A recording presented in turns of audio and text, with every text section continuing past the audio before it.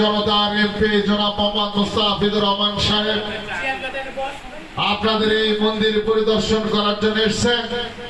পূর্বে সারা বাংলাদেশে যে মাটি ও মানুষের নেতা পোষা সাভারের নয়নমণি তারেক রহমান রাস্তাভাজন ব্যক্তি জনাব মোহাম্মদ মুস্তাফিজুর রহমান। শ্যামা পূজা উদযাপন কমিটি জানার কিছু নাই, অজানার কিছু নাই। যতদূর জানি এই লোকের মতন আর লোক পাওয়া খুব কঠিন হবে। সবাই সহযোগিতা করে ধানের মাথায় ভোট দিবেন, এটাই আমার সর্বশেষ কথা।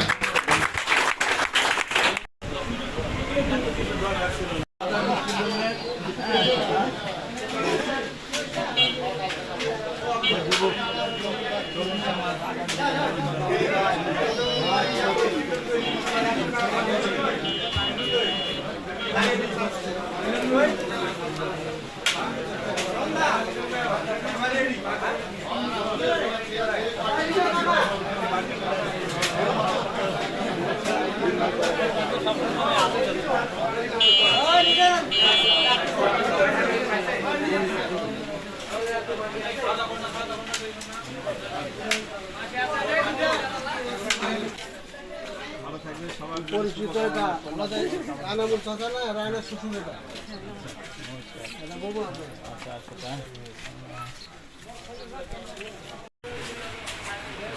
হ্যাঁ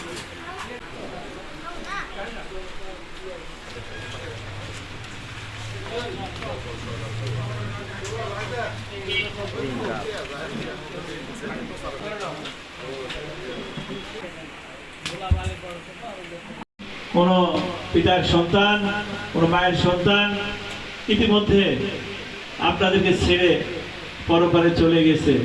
আজকের এই শুভ দিনে তাদের জন্য দোয়া আশীর্বাদ করি।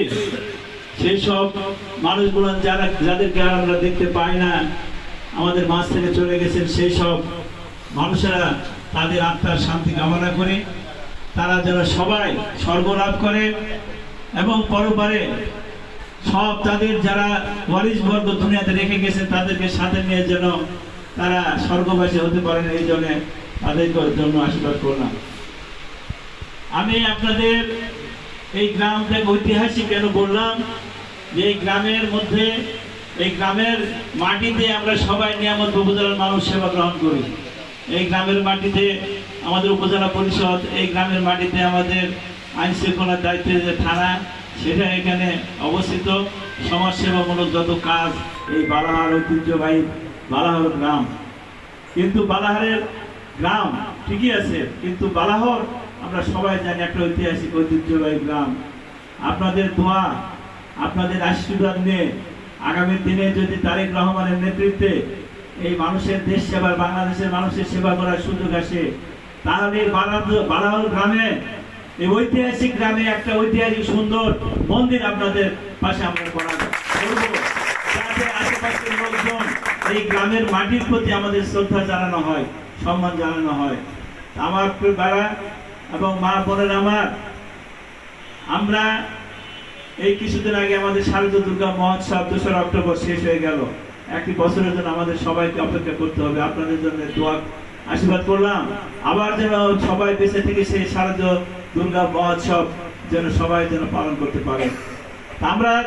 আমি আপনাদের এই মাটির সন্তান, আমি এটুকু আমি নিজেকে বিশ্বাস করি যে নাই ভেদা মানুষ আর মানুষের, এবং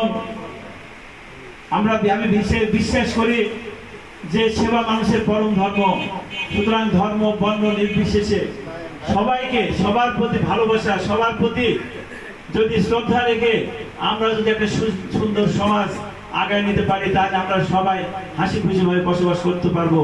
প্রিয় ভাইরা এবং মা বোনেরা, আপনাদের কাছে বলতে চাই যে বাংলাদেশকে একটি সুন্দর মানবিক করার জন্য যে একটি স্বপ্ন দেখেন তারেক রহমান, তিনি সেই স্বপ্নকে সামনে রেখে বাস্তবায়নের জন্য এই বাংলাদেশের রাষ্ট্র কাঠামো মেরামতের 31 দফা তিনি রূপরেখা দিয়েছেন। তার 16 নম্বর অনুচ্ছেদে স্পষ্ট করে বলা আছে, ধর্মীয় স্বাধীনতার সর্বোচ্চ নিরাপত্তা প্রদান করা হবে। এর অর্থ হলো যে আমার যারা এই হিন্দু সম্প্রদায়ের ভাইরা মা বোনেরা সনাতন ধর্মীয় মা বোনেরা আছেন, উপজাতি ভাইরা আছে, সবার নিজের নিজের সংস্কৃতি নিজের ধর্ম তারা যেন সুন্দরভাবে সুষ্ঠুভাবে শান্তির সাথে বসবাস করতে পারেন। আমি বিশ্বাস করি, জানি আমার বাড়ির পাশে আপনাদের স্বজাতি আছে, আপনাদের মানুষগুলো আমার বাড়ির পাশে আমাদের বাড়ির সাথে লাগা তাদের বাড়ি। আপনারা এই মানুষগুলো আপনারা অত্যন্ত সহজ সরল মানুষ। আপনারা চান, আপনারা কোনো কিছু চান না, আপনারা চান শান্তি। আপনারা নিজে সৎকর্ম করে খাবেন, আর এই সৎকর্মের মধ্য দিয়ে আপনারা শান্তির মধ্যে থাকতে চান, আপনারা নির্ভয় থাকতে চান, আপনারা শান্তির সাথে আপনাদের ধর্ম অনুষ্ঠান করতে চান, আপনারা পরিবার পরিজন নিয়ে যাতে নিরাপদে থাকতে চান, এটাই আপনারা চান, আর কিছু বেশি কিছু চান না। ঠিক না বেঠিক বললাম? এটাই আগামী দিনে আপনারা আস্থা রাখেন, বিশ্বাস রাখেন। বিএনপির ভারপ্রাপ্ত চেয়ারম্যান আগামী দিনে আপনাদের জীবন মান উন্নয়নের জন্য আমরা যা যা করার দরকার আমাদের আপনাদের এই সমস্ত সম্প্রদায়ের ভাই বোনদের মাদের জন্য করবে। আনন্দ উৎসবে, পূজার আনন্দ, ঈদের আনন্দ সবাই ভাগাভাগি করে শান্তির সাথে হাসি খুশিতে বসবাস করব।